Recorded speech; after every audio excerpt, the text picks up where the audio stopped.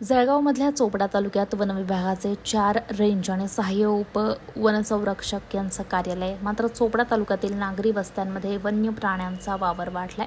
सातपुडा पर्वत रांगांमध्ये वन्य प्राण्यांचा वावर होता. मात्र वन विभागाच्या निष्काळजीपणामुळे सातपुडा पर्वत वन्य प्राण्यांसाठी सुरक्षित राहिला नाहीये.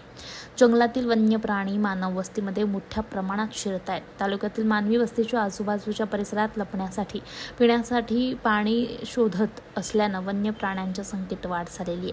रात्रीच्या वेळी मानवी वस्तीमध्ये येऊन गोठ्यात बांधलेल्या शेतकऱ्यांच्या पशूंवर हल्ला करून त्यांना ठार केलं जात आहे. अशा घटना महिन्यात अनेक वेळा होताना दिसत आहेत. वन्य प्राण्यांच्या हल्ल्यामुळे परिसरातील नागरिकांमध्ये आणि शेतात जाणाऱ्या मजुरांमध्ये भीतीचं वातावरण निर्माण झालंय.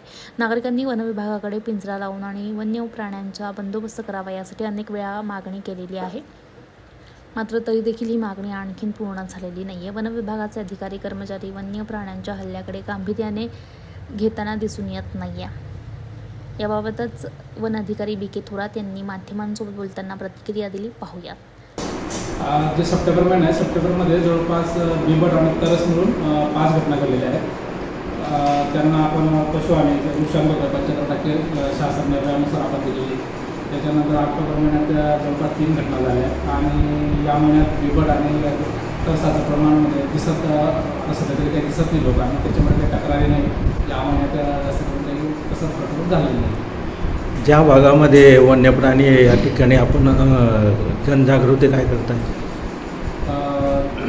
बिबट जे पशु आणि चालू आहे आणि बिबट ज्या क्षेत्रात आहेत, ज्या क्षेत्रात तरसा आहेत त्या ठिकाणी आम्ही एक स्पेशल टीम तयार केलेली आहे. लासूर परिमंडळातून आणि प्रत्येक परिमंडळाचे 2-2 वंडरशिप आम्ही घेतलेले आणि स्पेशली त्यांना एक गाडी दिलेली. ज्या ठिकाणी काही प्रकरण घडले त्या ठिकाणी ट्रॅप कॅमेरा लावणं, त्याचं परमा करून त्याचं कुठला प्राणी याची ओळख पटवणं आणि त्यानंतर ग्रामस्थांना त्याचं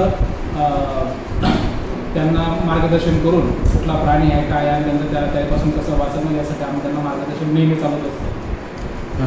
नुकसान भरपाई किती दिली जाते सर? नुकसान भरपाईचे बाजारभाव जे किंमत असेल, समजा गुराची किंमत जर 7,000 रुपये असेल त्याचं 75% आपण शासनानुसार आपण देत राहतो.